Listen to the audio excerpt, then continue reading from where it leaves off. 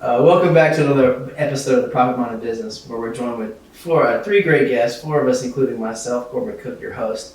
And today we're joined with Thomas Woodruff, Faithful Guardian Training Center, where he focuses on training some of the Southeast's best paramedics, firefighters, and other emergency workers. You know Jacob Andrews of iVue Media and Drones iVue. He's also the producer of our podcast. And then you got Lynn Spencer of Killingsworth Spencer CPA. And today we're going to be focused on some great topics. I won't spoil it now. But as you know, we come together because business owners often suffer silently. And we don't always have the chance to visit with other business owners, have coffees, and just learn from one another. And so our podcast is really dedicated to that purpose. So I don't want to belabor those points, but Thomas, tell us a little bit about your background. You're an entrepreneur at heart, and you found yourself in a teaching role. Yes, I'm a retired paramedic firefighter after 28 years working with Douglas County Fire Department. And throughout my career, I was an educator and teaching EMTs, paramedics throughout Georgia. And we were in a traditional educational format, myself and several other educators. And we felt that we really needed a more academy-style teaching approach to help teach our first responders in Georgia.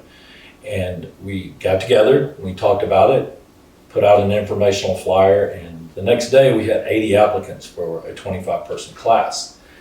So we were quite overwhelmed, and that's when I ran out and ran across the street, signed a lease on the building while my coworkers went purchased tables and chairs and computers, and we set the classroom up the next day, and within a week we already had 2 classes going. And we really enjoyed the opportunity to teach on that format because it allowed all the instructors to bring in all their unique traits and all their unique approaches to create a true academy style, fast-tracked, but really effective career-oriented class. Okay, so the alternative at the time was a technical college, is that right? Yes. Mm-hmm. And so when you showed up and you had 80 people, which was obviously multiple times what you was expecting, what was the messaging that made that happen? It just seemed like these people had an outlet to go get trained, and then all of a sudden it's like, boom, you see the market is obviously saying. Well, honestly, Corbin, when you look at it, one of the things about public safety professionals is we like to be taught by people who walked in those same shoes. It's easier to learn all the skill sets from people who have been in the industry before. And the openness of having an academy-style class that was geared around teaching not just information and not just a few hands-on skill sets, but also teaching the affective domain, the kinesthetic approach of actually what the industry is about, work ethics, the professionalism. And also we wrapped our classes around the customer. And that's something we found really interesting is often you see industries set up where the customer's required to conform to the business. Perfect example, doctor's offices. You're sick, sometimes it takes 2 weeks to get an appointment. By the time you get into your doctor's appointment, you're over it. So what we did is we took a totally different approach. We actually went to the customer and asked the customer what they wanted. And what we found is instead of a rigid Monday, Wednesday, Friday course, they wanted schedules that worked within their work schedule, such as every third day. So we put a work rotation in that matches their work schedule. So when they're off, it's easier to go to class. Also, what that does with the EMTs is it allows the EMTs to learn how to work EMTs are coming straight off the street with no work experience. It helps teach them the same work schedule. Mm-hmm. So we continually wrapped the program around the customer. So I personally, I don't get a chance to teach anymore, unfortunately, but I am at every orientation with the new class, and I'm at every wrap-up day at the end of every class. And I actually sit down and do about a 4-hour open forum session with that class. And I ask my customer, what was your first impression? How did you find us? And what was your first impression when you did find us for that first point? Was it the first website? Was it the first phone call? Was it walking in the front door? I'm a firm believer that first impressions mean a lot. And we work really hard at Faithful Guardian to make the experience, whether it's the website, social media, walking in our front door, or calling on the phone, the best experience you've ever had. So where are people finding you? Well, believe it or not, we've got an amazing format. We spend about 2% of our budget on marketing. And the reason for that is 98% of our customer load is actually referrals, personal referrals. And you can't buy better better advertising than personal referrals. We have started branching out more online to fit the younger generation today. A lot of social media. We have a very strong social media presence. Our entire staff works as a whole in making that experience happen. We have a lot of website work we do, and just a lot of industry referrals. Training-wise, at our peak enrollment last census count, we had more students enrolled than the entire technical school system of Georgia in the EMS programs. Our outreach, we have customers that travel as far as Birmingham and Augusta, and as far north and south as Chattanooga, and as far down as Eufaula, believe it or not. And it's because we format those classes fast-tracked, as fast as possible to get great results, and our pass rates are consistently above state and national averages. We do it faster, we do it more cost-effective for the student, and we model the entire teaching format, the school, the educational staff around the customer. Wow. And now you were saying that one of the things your customer or the EMTs, paramedics, that they would like is that it's very hands-on and it's taught by people who have been in the field and doing it. So how do you incorporate the hands-on part of it? Is it like, you're working outside with firemen and all this? Like, what does that look like? Well, we do all our medical training on site. We have skill breakout rooms, labs. All of our EMS students actually do clinical rides on ambulance services. We have over 50 different clinical sites in Georgia. Grady EMS, American Medical Response, all of these areas around Fayette County Fire, Douglas County Fire. We have all these agencies, and our students have to ride. Our paramedics actually have to ride almost 400 clinical hours, hands-on, performing all their skills underneath already licensed paramedic in the emergency setting. That's part of the class. As part of the class. The EMTs typically run at least 130 hours in the clinical setting in an ambulance, providing skill sets. And then we also partnered with several fire departments where our fire students go out and work, and all our fire students actively go through burn buildings and experience it firsthand. Wow. Now, is there a certain age, like when it comes to someone saying, you know what, man, I really missed, is there a certain age range where somebody is no longer able to come in and become a firefighter? Or the firefighting has some limitations to it. Departments set up their own physical requirements and age requirements. But as far as the EMS, it's really, if you're able to do the job physically, there's really not a lot of cutoffs. It's one of the big challenges at our school.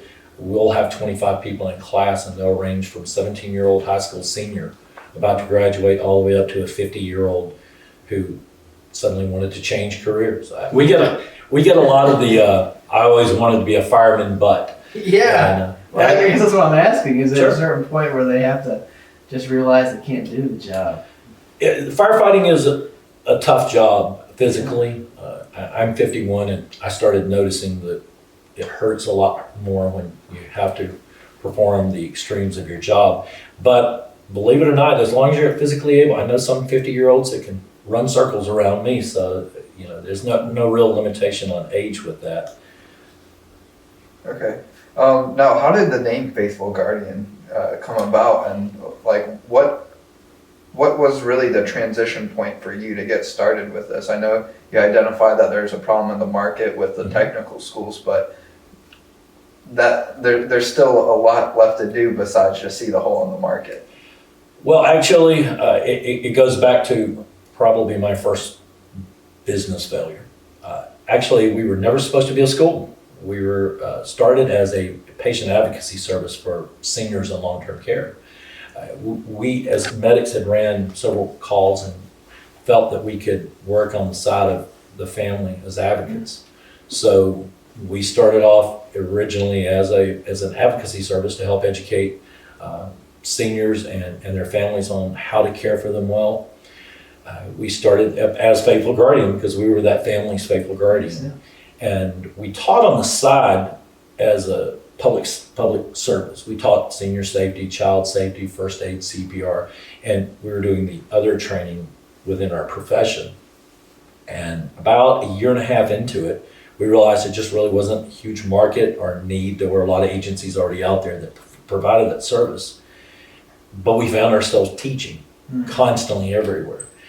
And that was the point we decided to change to becoming a school doing occupational health and safety training and EMT classes. And as I said, when we sent our first informational flyer out, the response was overwhelming. And that was the big signal to change.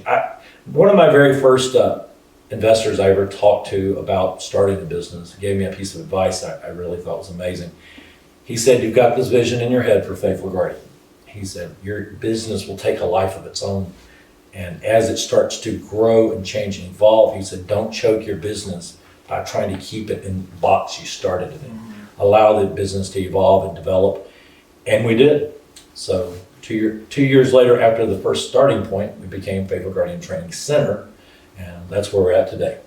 And now it's a physical location. Mhm. You said West Georgia. Where is it about? It's in Carroll County. It's right off I-20. So you just go straight out. Everybody makes it, it's just on the other side of Douglasville. And we have a 12,000 square foot facility. And we've got 5 classrooms, 12 skill set rooms, labs, and a large, nice area out front where we land the helicopter when we do air medical classes, because the air ambulance services work closely with us. That's really cool. Yeah, I was just thinking for any listeners that are just have this vision in their head, what an inspirational story for combining what you do with helping out the community with our emergency response people, and combining that with your entrepreneurial sense and your vision, and making something so successful that not only you can be proud of as a business owner, but it's such a strong help to the community as a whole. No, how did you get started? You mentioned that you were a firefighter beforehand. What led you down that path to begin with? You just always kind of interesting as a kid, or? Absolutely not. Absolutely not. Ironically enough, I thought I'd be doing robotics at this point in my life. Actually, when I was young, I went in the military and came out of the military and had no clue what I wanted to do with my life. And I meandering around, opened the paper one day, and there was an advertisement for emergency medical technician. I'm like, well, I don't know what that is, but it's medical. I've always enjoyed medicine, so I thought I'd get into it. Went to the orientation that night and really just fell in love with the industry. It's a high-paced, fast industry that requires a lot of critical thinking in high crisis situations, and I fell in love with it. And you know, it is a great opportunity to serve. I mean, it's amazing at times to be that person that can be at that critical point in someone's life. We all are going to struggle at some point. We have people, you know, we have family members that may get injured, and it's nice to be that person that can be there at that moment, keep everything pulled together, and take care of the situation. So I did EMS for a while, and then transitioned into fire, and just always loved it. Now, you mentioned something that I've heard a little bit about, where you come out of the military, you're kind of lost, and you don't really know what to do. And I've heard a lot of people in that same boat. Is there anything that you could talk about that kind of helped you find that path, or was it just that newspaper that really stuck out to you? For me, it was the newspaper, but I would like to say this to any of the veterans that are listening. Unfortunately, a lot of times in the military, you get training that doesn't transition to the civilian sector very well. And a lot of programs aren't formatted to help that. And that's one of our focus. We actually have a military medic transition program where if you have a medic coming out of the military, we have a fast track process to try to get them through to get their civilian certification so they can get employed. So that is one thing I'm glad you brought up. It's a great opportunity. Traditional education, and once again, this is the reason we created this unique school wrapped around the students' need. Traditional education is going to put you through that 13-month program. Yeah. And these vets coming home, they need to get into the work sector faster than 13 or 15 months. And normally we can make that happen in about 3 months. Wow. And is that someone that already has the medical training from the military that transitions so fast? Traditionally, what happens in the military is they're either trained up to what we call the EMT level, and that's where the military stops. And then the military teaches a lot of advanced skills that really you won't use in the civilian sector. So when they come out, they have the EMT level, and the level, at least in Georgia, that most emergency services want you to be at is called an advanced EMT. Okay. So we're able to bridge those folks very quickly. Okay, and that's because the military trains all of these soldiers with up to EMT level. Is that what you're saying? Usually, yes. Each service is a little different. You know, Oh, the Army and Navy are really the two big medical trainers Makes sense. in the veterans arena. And usually they'll train them up to the EMT level, but not the advanced EMT level. Yeah. But to credit to them, they learn a lot more advanced skills that they perform on the battlefield that we can't do in the civilian sector. You mentioned there was a shortage. Yes. Talk about that Huge. for a minute.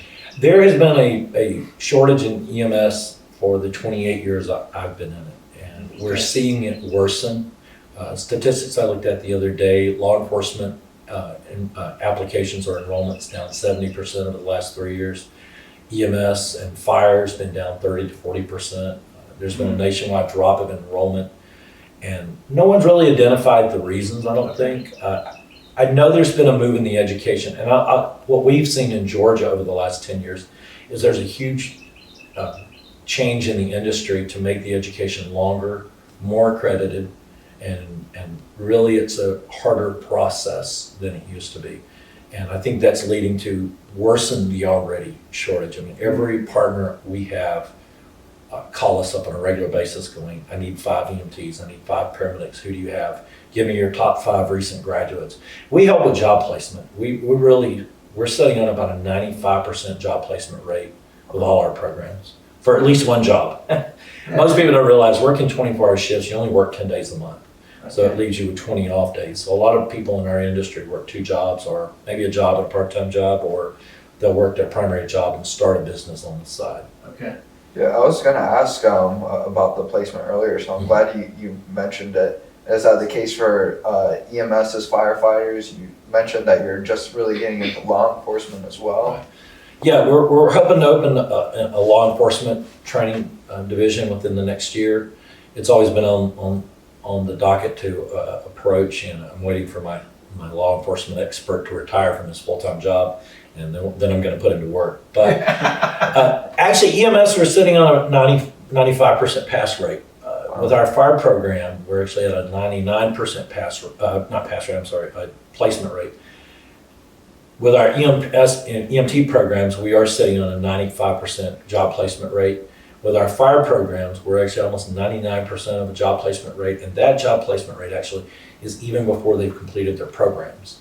Our students, yeah, it's amazing. Where they're going. Our students have been hired by Smyrna Fire, Cobb Fire, Douglas County, Paulding County, Johns Creek, Milton, Coweta County Fire, Carroll County Fire, Hall County Fire, Gwinnett County. I mean, it's just unbelievable, the outreach. Now, when a fireman goes into the field of the industry, do most of them go all the way to retirement, or what do you see as far as, do you see some people fall out of the industry at some point or leave? Yeah. Or? Yeah, you do see people fall out of the industry. It's not a job everyone wants to do. I mean, you know, you're sitting there watching the Super Bowl one minute, and the next minute you're out in the middle of I-20 with cars and disaster everywhere. So it's not for everybody. It takes a very, very unique individual to be able to do it. But most people that get in it and enjoy what they do stay to retirement. Mm-hmm. Absolutely. Okay. EMS has a little bit bigger of a turnover because a lot of people use EMS as a stepping stone. 3 of my friends that went to paramedic school with me, one of them's a doctor, one's a PA, and one's a nurse practitioner now. Mm-hmm. So a lot of times people get in the industry, and long-term EMS, you're either going to you're going to want to get into training, education, or management, supervision, or you're probably going to level up to another medical level somewhere working in the industry. People don't realize, but paramedics work in emergency rooms, they work in cath labs, Yeah. they work in a lot of different clinical settings. Now, something that kind of goes back to the flip side of that, where you're saying that there's a shortage, and we talked a little bit prior to this podcast about how technology is actually coming into the healthcare industry, and in particular the emergency response, disaster relief. How do you see technology impacting what you're doing, and if that's going to play a role in hopefully bringing and attracting new people to come in? Technology definitely plays a huge role. Ironically enough, when I first started, we would place a patient on a stretcher at the ground level, bend over, physically pick up the entire stretcher, patient and all, pick them up, twist, and slide them into an ambulance. Technology today, they've got stretchers that you just roll up, plug into the back of the ambulance, push a button. It brings the wheels up and loads the patient all by itself. So we see education a lot changing. That's one of the great things about the field of EMS. It changes constantly. In the older days, when we would do an advanced procedure called intubation, where we slide a device into the patient's mouth, look, and we see the vocal cords, and we put a tube in. Now we have these devices that are video scopes that the video scope slides down and you can watch it all on a small TV. Wow. IVs is another good example where it takes a lot of skill to find veins in patients that are in shock because they collapse and they're hard to find. We now have a device that looks like a small cordless drill, and we're able to actually place a needle right there into the humeral head of the arm, and actually it allows us to give as much IV fluid as we would normally through 3 IVs. So technology changes constantly in our industry. Drugs, there's always pharmacology changes. There's always treatment approaches that change. One thing a lot of people don't realize about medicine is we don't have the answer in the beginning of a medical problem. We actually do research. And that research brings up suggestions on how to treat certain emergencies. And 10 years down the road, we review those. And we find what did work, what didn't work, and make adjustments. So there's always constant adjustments in our industry.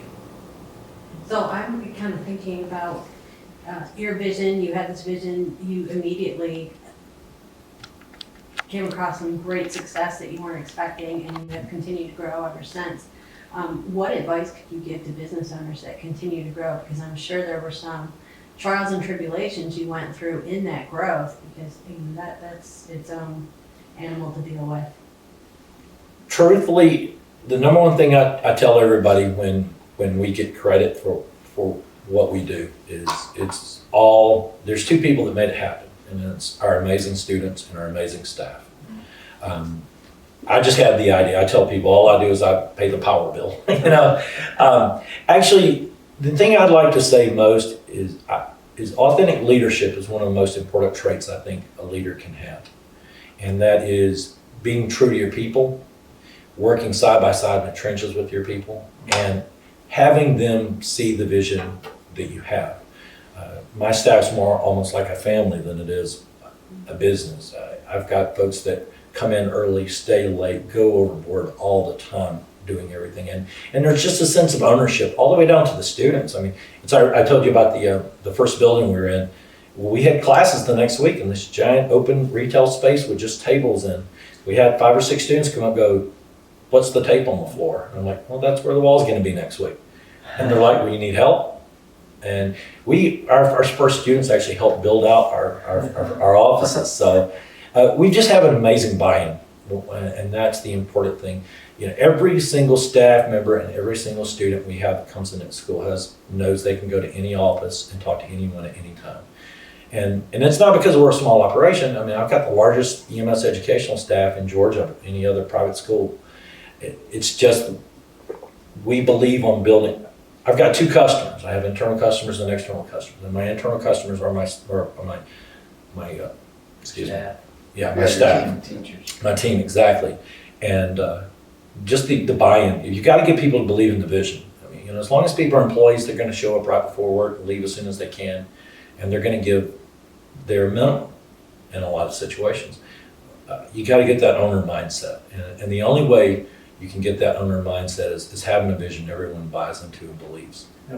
When you say vision, because everyone has a different version of what Sure. vision means to them, kind of share with us what vision means to you, and what does that mean to you passing it on to your staff and your customers?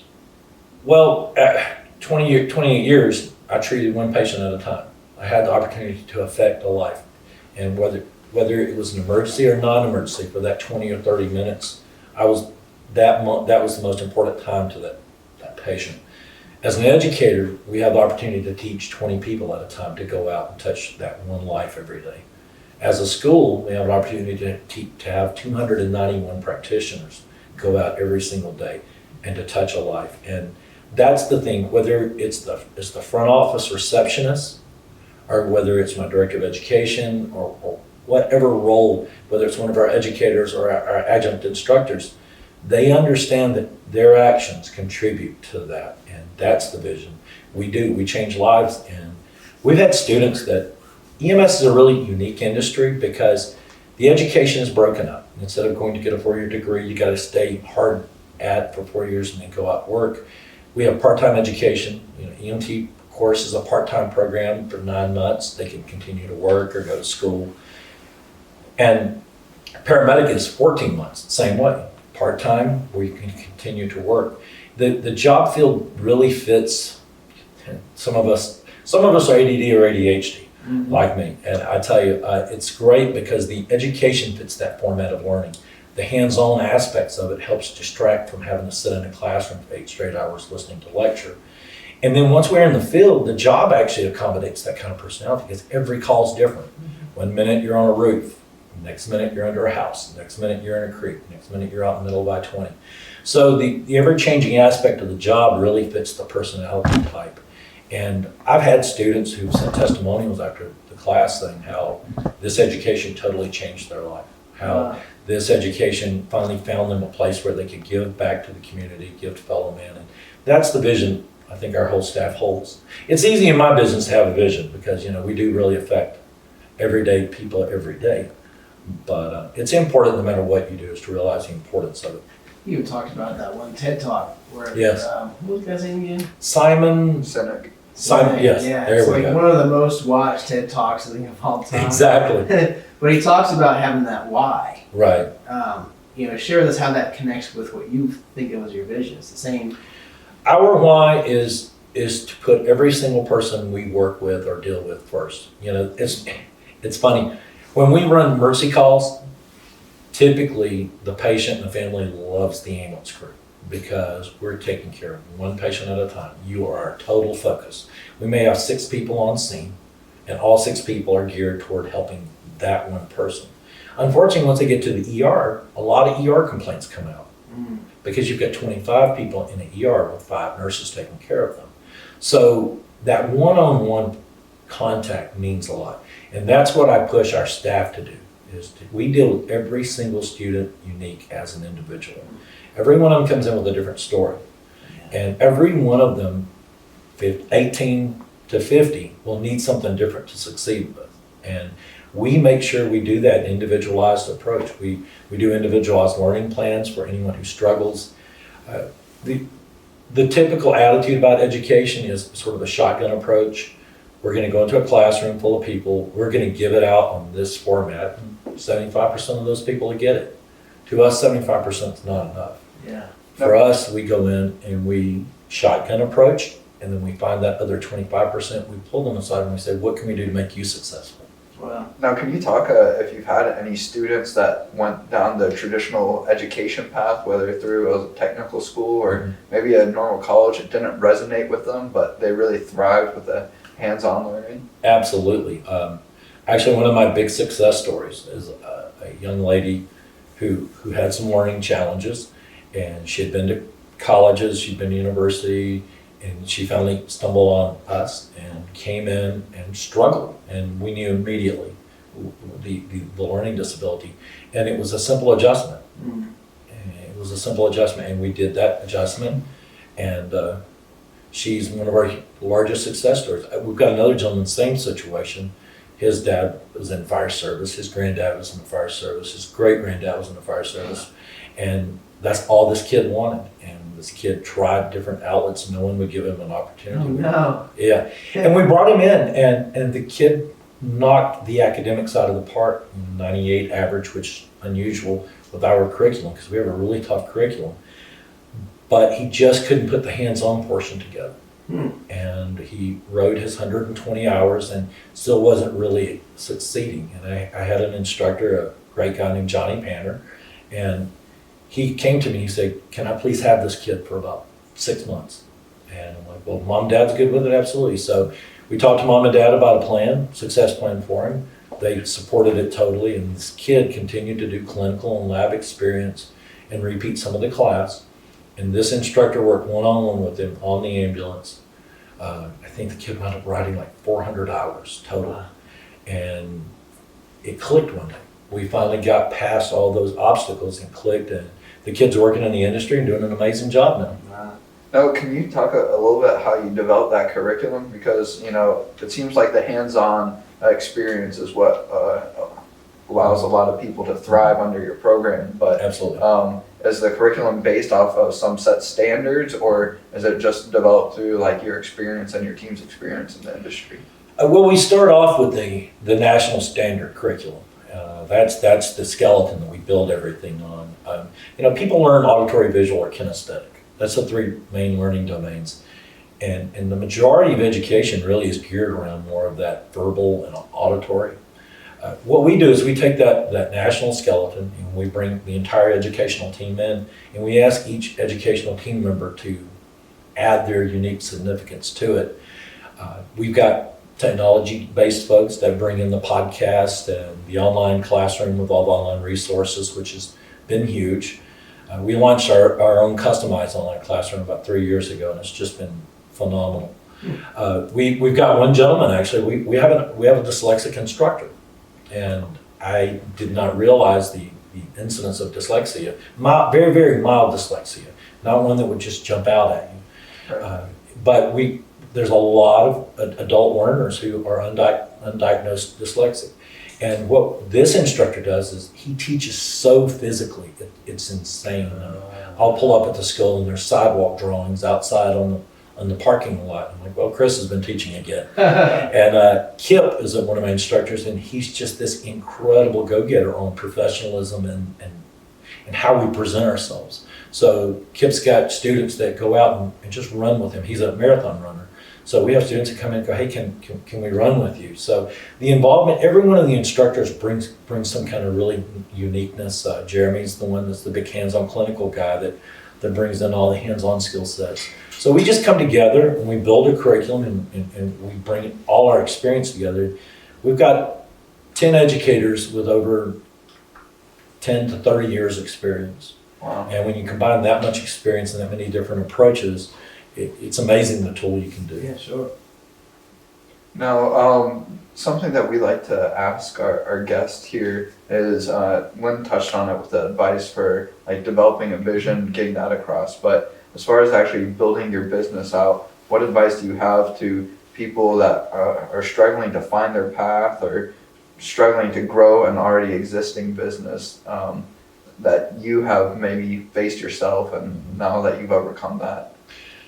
Well, as far as trying to find your path, I'll say this much. I fought for 10 years not to create a business in my industry. And I had several small businesses that were totally outside the scope of what I normally do. And of course, I'm listening to a motivational tape or CD one day, and it says, well, do what. What's that? Yeah, exactly. I know, really. Well, I said cassette tape to begin with, so that's even worse, right? But no, I had tried not to work in the industry that I was already in. And it hit me one day. I'm like, well, what am I good at? I'm like, well, I'm good at education. And I gave up. So at the age of 33, I gave up and said, let's start looking at how to get into education and what level. And the success came quickly with that. As far as day-to-day or maybe moving your business forward, I think the most important thing is going back to having that vision. But more importantly, not just having your vision, but making your vision your entire team's vision. Right. And that's one thing. That's what I'm grasping. That's Yeah. something that It is. I would love to bottle and Gosh, absolutely. sprinkle over my building. It can be hard depending on your setting, but the whole King Arthur and the Round Table. There's a lot of truth to that. When we moved into our new building back in 2014, I had some of my educators going, we're going to do the Google thing, right? We're going to be able to bring our dog and have slides in the conference room and everything. And I said, well, no slides in the conference room, but there is that approach there. And that's one thing. I don't lead from the top in my company, and I don't believe in that. We lead side by side, all of us. And at any point, I trust every one of my team members to do anyone else's job or even take my place to carry the moment forward. And it's because they share the vision. That's one thing I grasped early on when you were talking about the team and how you structure your business, where a lot of people think as a business owner you work for yourself, but it's quite the opposite, where you're working for everyone else around you. And It is true, and that's the thing people don't realize is every component of the machinery is important. It doesn't matter if it's that front office receptionist all the way down to CFOs and CEOs. Every component is critical, but every component serves another component. And so it's my job to go in every day and make sure my staff's got everything they need and every one of my students are happy. Yeah. And it's that front office receptionist job to make sure I've got everything I need and the rest of the team needs and the students need. So it's really just this intricate network of supporting each other. It's interesting when we were talking prior to this that we were discussing this topic and about dealing with people and leadership. And you mentioned all the things you've mentioned, which is why you're such a strong leader. But you also mentioned to me that you wanted to always stay in the loop. Oh, absolutely. That you don't micromanage, but that you're involved. Talk Absolutely. about how do you balance out the micromanage versus, hey, I'm in your class today. Ironically, it depends on which one of my staff members you ask that. No, I think as a leader, you have to know your customer. Mm-hmm. You really do, and you can't know your customer from a distance. So we have night classes for the EMTs, paramedic and fire classes during the day. EMT classes are 6 to 10 at night. So there's oftentimes I stay late just to stick my head in just for a few minutes. I'll walk over about 5:45, walk in, say hey to some of the students, ask how everything's going, and laugh and joke with them and walk out. And the students respect that a lot. And as much as when I'm walking through the offices and I notice someone's quiet today, I'll stick my head in and check on them and see how they're doing. It's a fine line. It's a fine line from staying involved and not micromanaging. So I have to make sure I keep myself pulled back. So what I really try to do is just stay involved, talk, and just touch bases with people without necessarily directing every single step of the way. I like that you give your instructors a lot of freedom to put absolutely. their significant mix to it. They put their personality, their training, their education, their Absolutely. Experience. And how they want to see their kid. If they were training someone to go out there and do what they do, you would ask them, well, I want you to train them the way you would expect to be trained. Exactly. And that's Well, and I love your attention to each of your customers and their success, and not just, well, that guy will be out of here in X amount of months, and Right. that guy is, his tuition Right. fee. You're very focused on, and that is just so impressive. Well, thank you. Yeah, every graduation, because we have graduation when they complete the program, but it doesn't mean they're nationally certified yet. So during the graduation speech, I always remind all our students, they're still my problem until you're certified and employed. And then you'll come back and get more training and everything. So I do believe in being personally involved on every level like that. I mean, it's important. That's what you're there for. Yeah, you mentioned that, and it reminded me like Walt Disney. He used to just walk around Disney, live the typical like employee experience to really truly get how the customer is interacting with the everyday employee. And I think that's crucial, but like you said, it's a fine line between doing that and micromanaging, where you might not see an employee doing something the exact way that you would do it, but it is a way that is effective, just different. So I appreciate you talking about that and bringing that up. Well, thanks for the comparison to Walt Disney. I appreciate it. It's funny when you said that. I remember our last vacation at Disney, they were doing some construction and they had all these walls up. And of course they were pretty because they were Disney, even though they were construction walls. And they had quotes from Walt Disney on each panel. And my girlfriend's yelling at me and my daughter's yelling at me to hurry up, because as I'm going down through there taking pictures of the quotes from Walt, because a lot of that approach is really, really effective. Yeah. Now, something that's really interesting to me that you mentioned as well is I'm going through a process of trying to remove myself as a bottleneck of the processes within my business. And it sounds like you started off as one of the educators that did the teaching. What was the process like, removing yourself as the bottleneck for that process and making your time more efficient, essentially? Well, honestly, I probably was forced into it. There's only so many hours in the day. And I love teaching. I still occasionally go in to teach a class on a day on professionalism or career development. I love teaching. I was sort of more forced into moving into my role, but I will tell you something I do about my employees that I really like. And I just brought on a young lady. She's a paramedic, and she's doing an amazing job in the field, but she just had a child and wanted to be at home more. And so we brought her in as planned on to be an educator. And immediately that wasn't the plan for me. I got her in the office and learned she had some new strengths and skills. So we started letting her work on some other projects, and she came to me one day, she goes, "Can I ask a question?" I'm like, "Yeah." She goes, "What's my job title?" Mm-hmm. And I said, "Well, I'm gonna give you the craziest answer in the world. You don't have a job title right now." She goes, "Okay, why?" And I said, "Well, I've learned one thing. I've made a lot of failures with my staff trying to force people into a role or into a job description that their talents weren't naturally fitted for. Even if they wanted to do that, Right. maybe their natural talent didn't fit that." And I take an approach now when I bring a new team member on, I'll give them an assortment of projects and let them loose. And because obviously creativity comes out better in an open, free environment. And after about 6 months of seeing which direction they're going in and where their strengths are and where their weaknesses are, I wrap that position around it. The same way we wrap the classes around the EMS or fire student, I do the same thing for the staff.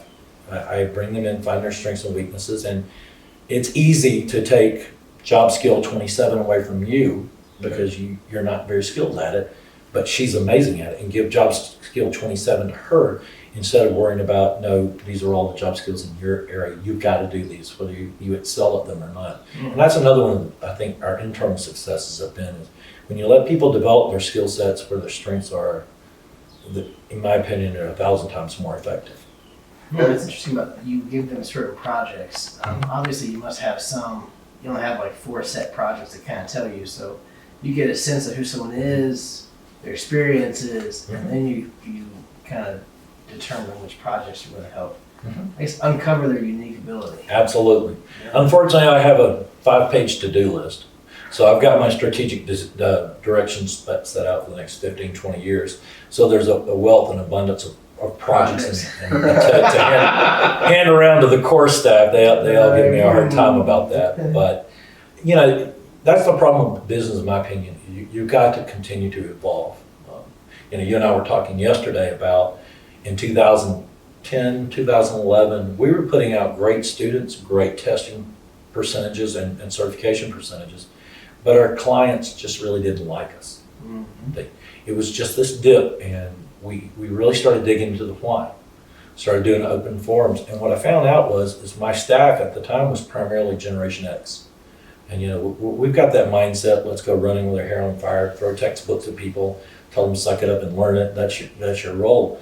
And what we were finding is during around 2010 to 12, we were transitioning away from a lot of Generation X students who'd always thrived under our Generation X style teaching, and started having a predominant millennial group. And the millennials, you walk into a room and throw a textbook at a millennial and tell them suck it up, read the book, and let's go. They're going to vapor lock, and they just don't respond to it well. And instead of looking at that as an, oh well, we're still going to force this down the customer's throat, what we did is we reformatted our educational approach, and we made it where we approached the millennials with a mindset that worked within their values. And what we found out is, wow, the response was amazing. So you've got to share the secret. Yeah, what is the secret to working with millennials? Buy-in. Believe it or not, it's buy-in and vision. And it's even worse with the Generation Z that's coming up. It's buy-in. Am I right? Yeah, absolutely. The old traits that was important for me and my dad. You know, you get employed somewhere, you stay there till you retire, you walk away from retirement, you dedicate yourself down this line. That dedication to just a bland goal doesn't really stick well with millennials and Generation Z.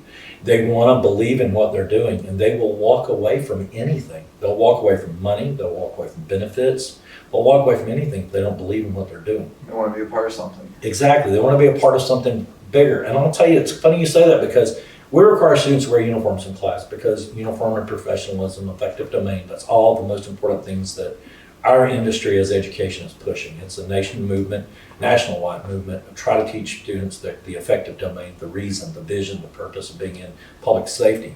Making them wear uniforms to class is part of that training early on.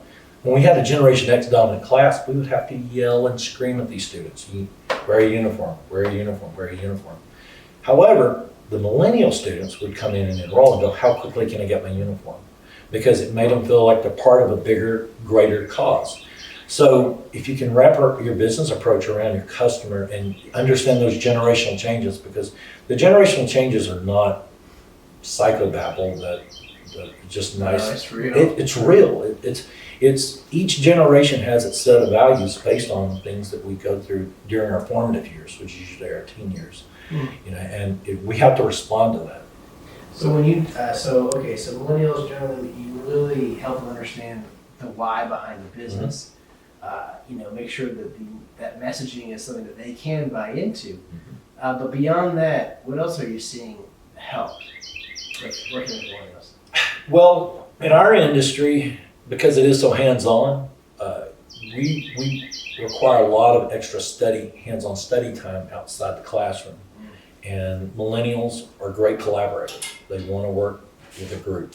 They want to work with each other. And so we really maximize that by making areas available to them to hold study groups outside their classroom. All our students know they can come to our school anytime, utilize an entire classroom on their own, utilize lab space, access equipment. So we really just build on making sure they believe in what they do, helping them understand they're part of a greater good, and providing them that collaborative environment. Sometimes it can test the patience of a Generation Xer. I have to remember that. I have to remember when the brand new student that I haven't even had a chance to meet comes up and starts telling me how we should do something different. I have to remind myself, you know, I have to take a deep breath and remind myself that that's how we've built ourselves. So we do have to be open to that. I just did a wrap up for a big group of firefighters last week, and it was funny. I had 80% of the classes going, oh my God, everything was great, wonderful, we loved it, you guys are awesome, don't change a thing. Because I always make every student at the end of the wrap up day, I want to hear 3 things out of them before I leave. And I go, students, you know, I want what you loved about the program, what you hated about the program, and what would you like to improve.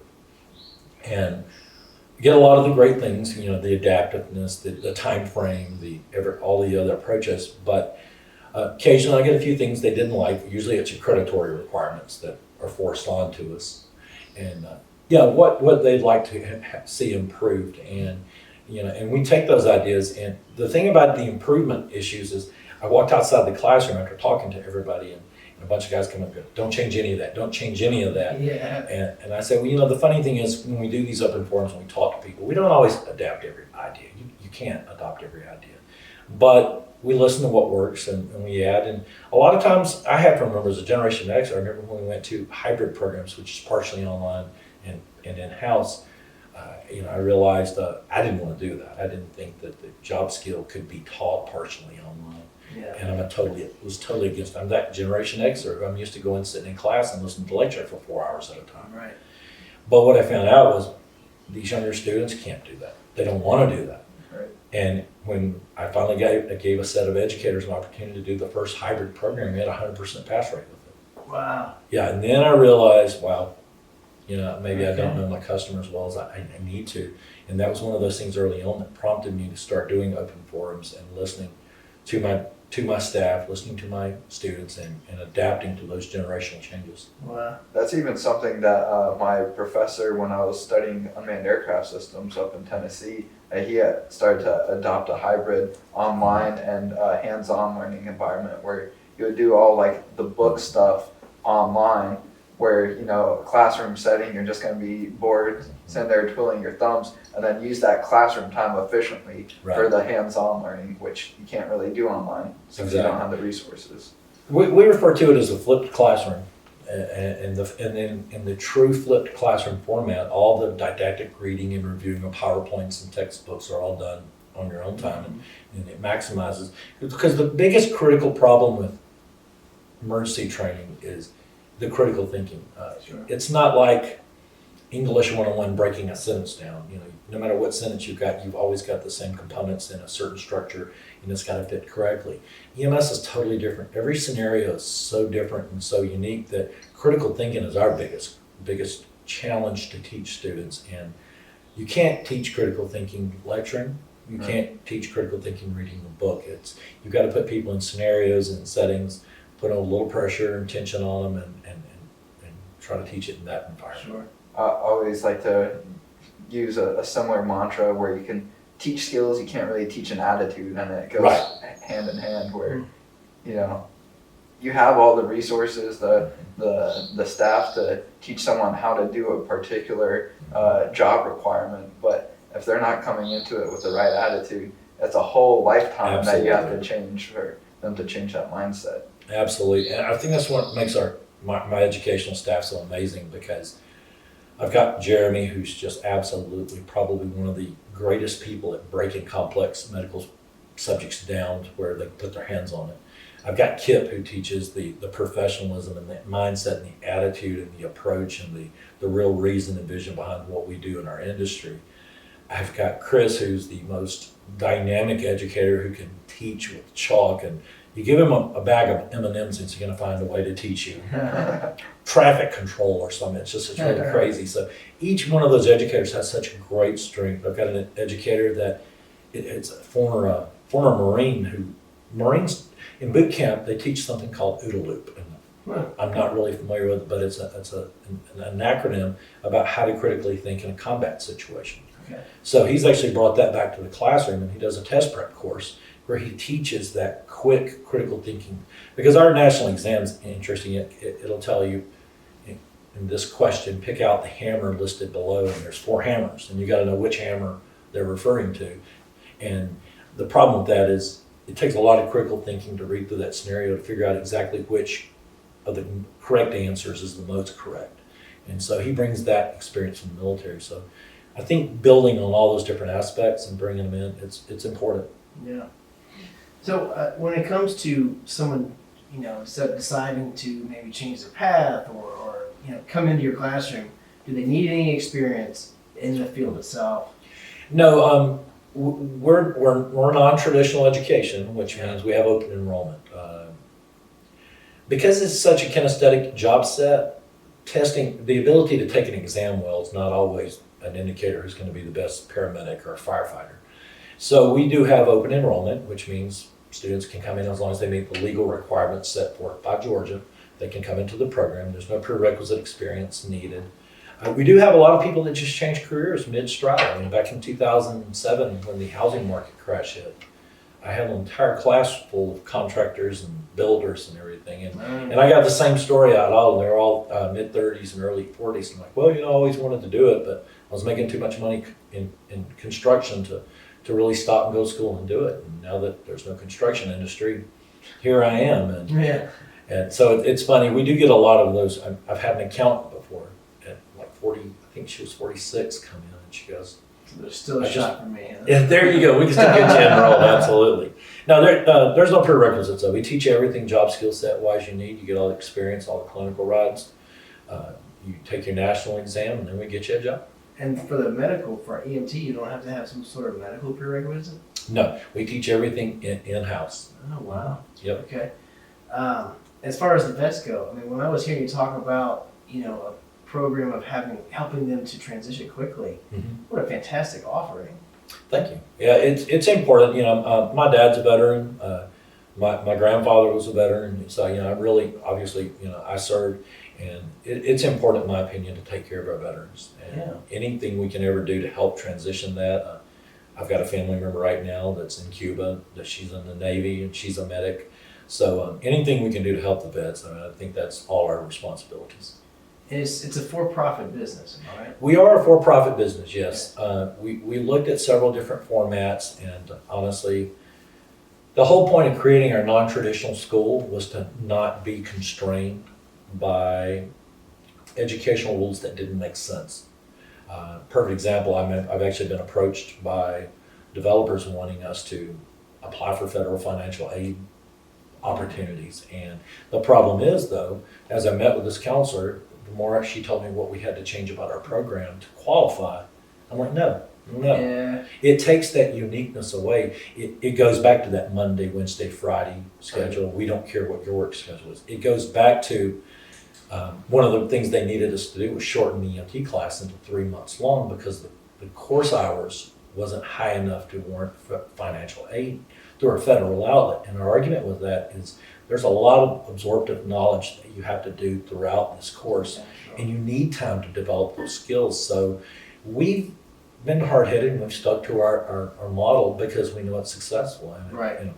Like I said, we're the largest producer, EMTs and paramedics in the Southeast in the private sector. And that success model is working. And I'll give her credit to our students. Our students pay out of pocket for this. Now we have financing options. We have a one payment plan where we let people come in. There's no credit approval needed. There's no interest rates charged. And we let them do installment plans. Okay. It's not always the smartest financial idea, to be honest with you, but I believe firmly in doing the right thing. If you do the right thing, it's going to come back to you. And is there a certain price range? I mean, can you give a tuition kind Sure. of expectation? If you go to a technical school for the the EMT and advanced EMT program, we combine them into one program, one seamless program. And the reason for that is the employability of just being an EMT in Georgia isn't as high as an EMT. You're traditionally going to get on maybe at some fire departments and the non-emergency transport services. But if you want to work for all the big departments, all the big ambulance services, you need that advanced EMT. Mm-hmm. Schools break that up into two different programs because they make a lot more money off of it. Our job is to get people educated and employed. Sure. So we combine it into a fast track program. It's 9 months long, 2 nights a week, 4 hours each night. And our program runs right at 8 to 9 months for $3,800 in tuition. At a technical school, it's going to run you about 16 months, a couple of core classes, and total cost somewhere around $6,000 to $7,000 traditionally. So we're cheaper, we're more cost efficient, we're faster, and we're more effective. I was about to say, yeah, if it's anything like the traditional schooling environment, the moment that you bring in these subsidies and loan opportunities, it's just going to jack up the cost. So, Absolutely. that's great that you guys are able to keep the cost low by, Absolutely. Even though it's for profit, it's more effective and efficient for the client to come and do this education with you as opposed to paying more out of pocket for a longer course load elsewhere. So Exactly. That's the problem. In our industry, education is always a great thing. I've got a college degree. Education is a wonderful thing. But in reality, when we get out there in the field and we're on an ambulance or a fire truck, the most important thing is, can you do the job? right. Can you do the job? Can you handle the stress? Can you perform and be there for somebody at that time? And that's what we try to focus on. We don't try to distract on, anything else. You provide experience. Exactly. Practical, hands-on career experience. And I'll tell you, one of the things we love, we're actually partnering with a nonprofit to help start trying to create some scholarship opportunities. Even though we are for profit, this helps some of the people. One of the things we're doing is there's a sector of kids coming out of school right now. We call it that sort of forgotten sector. And kids are going to school. You have a sector that's definitely going to go into secondary education and get a college degree. You have kids coming out going into the military. But there are a lot of kids that have the potential to do something with their lives that come out and they're lost. They don't know where to go. They work in general industry. They flounder around for a while. We're really working hard to try to target that sector because in reality, you can come out of high school, get an education within a year and be working in the industry. And I'll tell you, in the Atlanta metro market, an EMT can go to work for easily 40,000 plus. When you look at right now current trends coming out of a 4-year degree program, there's a huge problem with employment. And not only that, but the average salary of someone coming out of a 4-year degree program right now is $43,000. Right. So we see a great opportunity to take people that might otherwise work dead end general industry jobs. 2 part-time jobs. And Exactly. No real direction, Exactly. no real benefit. And we can put them in a role where they're serving their community, Yeah. making a great living, a good living, and able to do something their kids could go to school and brag about. That's one funny thing. Now, it doesn't matter who you are or where you're at. Kids love a fire truck. I can attest to that. My toddler, man, he sees a fire truck and it's bonkers. Absolutely, absolutely. You know, so we talked a lot about some of the other perks. So with the fireman role, or firewoman role, and how many women come through? Oh, actually, believe it or not, It struck me as I said fireman. It's like, is that? actually about 45% of our student load is female. That's great. Yeah, now our first fire class was all male, but we really pushed some marketing.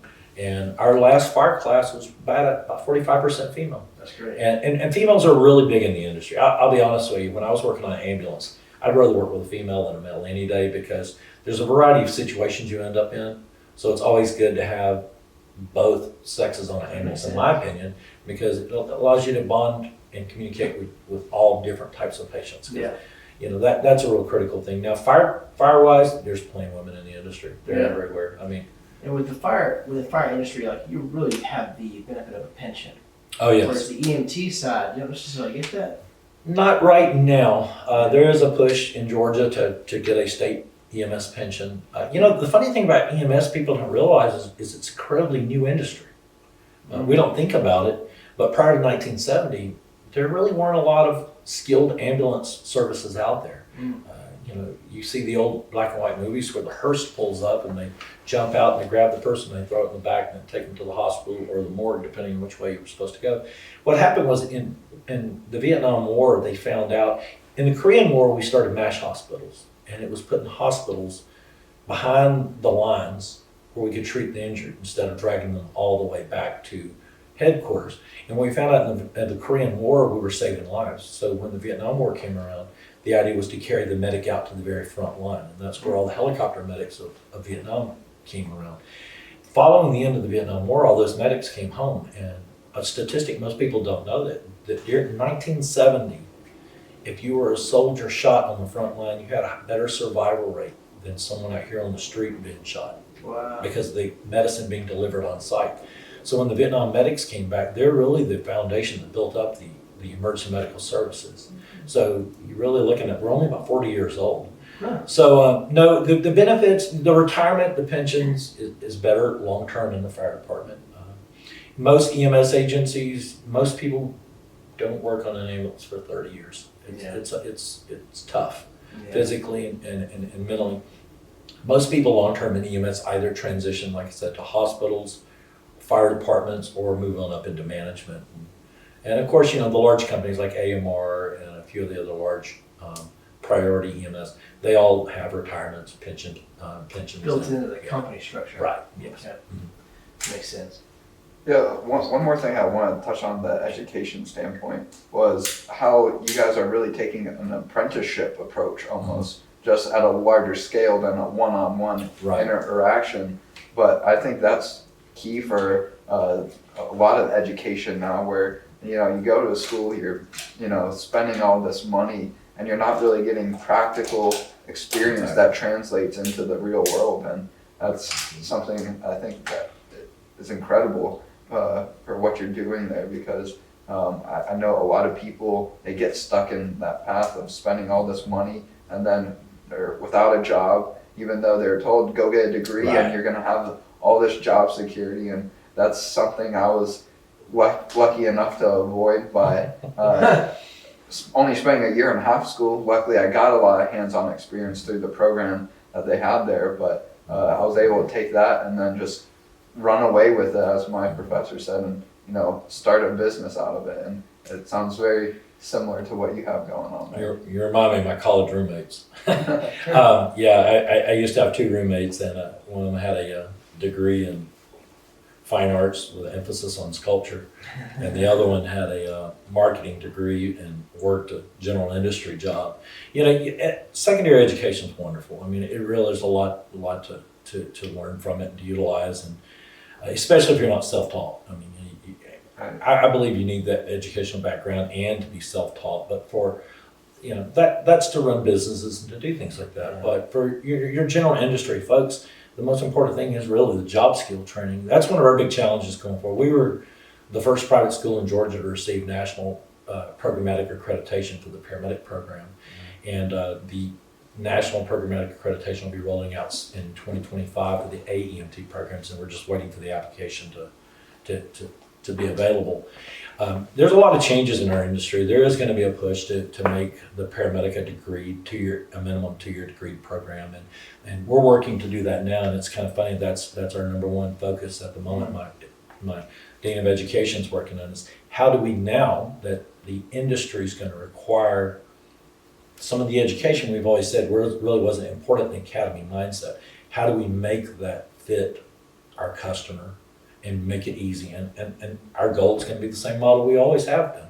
We're going to make it more cost effective, significantly more cost effective. We're going to make it easily accessible. We're probably going to be going all hybrid format just because the age groups respond so well to that. And for our older folks who have been in training positions or leadership positions for long term, life experience credits for that to help them transition up to that point. Very cool. Now, in wrapping this up, we already touched on it once, but was there a takeaway from this conversation that you had that you think people, if they were to go home after listening to this with one piece of advice or one thing that you mentioned, what would that be? Ooh, just asked me to wrap up 30 years in one sentence. Truthfully, approach your vision, believe in your vision, share your vision, and do it from a humble perspective. Yeah. Do it from a perspective of being in the trenches with everyone else, because it's easier to make the dream come true when everyone is working, pulling that rope in the same direction at the same time. And you're just never going to get that kind of investment out of people when you treat them like employees. Mm-hmm. Just to be honest with you. Yeah, that's great. Lynn, what did you pull away from this session? Just about everything. We have to go back over an hour. Just soaking it all in, and your vision is exactly everything from the non-traditional educational approach to the hands-on to how you treat your staff, and then how focused you are on your customer, and you wanting 100% success rate out of your customers. I love the entire amount. That's why I'd love to bottle that and just have it all. Yeah, that's one thing it's what we tell our students. We only succeed when you succeed. Right. Jacob, what did you pull away? I think that. If I had to boil it down to just one, I think it's life is about experience, not just the ones that you share with your team, your customers. It's how you can apply yourself to help those around you. And I think Thomas is doing a great job at that. And, well, thank you. I appreciate you coming on. I learned a lot about not just what you do, but how I can more effectively run my business based off of what you had to share. Awesome. And it's funny you said experience, because actually I'm writing a book right now. Really? Yeah, I'm writing a book called Our Purpose, and it's about that. It's about, in the reality of everything, humans aren't here to do good, do bad, or do whatever. It's just simply to experience. I really like that. There's a lot of people I interact with talking about what they want to buy and not what they want to do. Exactly. And I don't know, not to each their own, but there's just so much in life that you can do, so much that you can experience that. Exactly. Why worry about stuff that you can buy or? It's not about, as cheesy as it sounds, it's not about the destination, it's about the journey. Right. And it's about the experience. And I think as long as you can bring everybody in on your experience, that creates that teamwork and that unity. Yeah, that's powerful. Corbin? I don't want to take away from that. That was the money shot. It really is about purpose. It is. And I think you're doing a great job of bringing that purpose, not just from your own mind and heart, but to your team. It's nice when you do have such a clear benefit to the community. I mean, Sure. That makes it really easy to be passionate about something. But I see your passion, and I see your passion in your business, and I know my own passion. It's like we just need to harness that and bottle that up, and bring that into our team and Be able to effectively communicate it. I was I gonna say, know that's put it a to problem words. I have. Yeah, it's like I have all of these great ideas up in my head, but trying to share those with others without giving them a connection to my head is Yeah. a lot easier said than done. Yeah. Communication is always, I think, is the one obstacle we all struggle with all the time. Right. It is, and it's not just communicating, but it's authentic communication. It's communicating on a level where everyone really sees your passion in it. Right. Thomas, share with us, where can somebody, I mean, obviously go to the website, so tell us about that, but is there a phone number? How can someone reach out and get involved? Sure.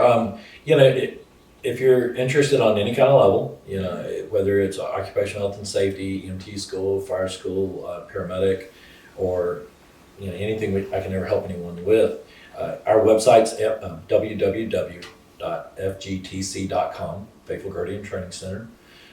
Phone number is 770-214-2252. My email is thomas@fgtc.com, and would love to sit down and talk with anybody anytime about anything. Great. You never know where the future's going to take you. That's so true. Jacob, where can someone reach out to you if they want to learn more about maybe doing a podcast themselves or about any kind of production or the drone work that you do? Yeah, iVue Media is the company putting all this together. So if you want to check out what we do, go to www.ivue.media, or you can email me directly at jacob.andrews@ivue.media, or call at 678-249-0579. And Lynn, we didn't really get into too much tax talk today, but we do always recommend that somebody have part of their financial team, someone from the tax office, tax firm that can actually walk them through tax planning throughout the year. If someone hasn't thought about that Which is yet, particularly important for small business owners. Absolutely. big time. I mean, if they don't have that, that's Huge. the biggest problem. Yeah. But where can they reach out to you and have that conversation? Well, I'm available by phone at any time during work hours, 770-552-8286. Or you can look us up on our website, which is killingsworthspencerllc.com. Awesome. Thank you, Lynn. And of course, I'm Corbin Cook with S&B Strategy Consultants and Auxilium Associates, where we focus more on your financial profitability, making sure that you have a sustainable, scalable plan for your business. You can always reach me at 404-783-3305, or at the website is snbstrategyconsultants.com. And one more thing that I wanted to mention, if there's anyone listening that would like to have a question answered on the show, we'd like to start incorporating that in, so feel free to reach out to us. Any comments, suggestions, feedback, we're always looking to improve the show, so Absolutely. please reach out to us. Thanks so much, guys. Have a wonderful week. Thank you. Thomas, thank you. Yes, sir. No problem. Pleasure.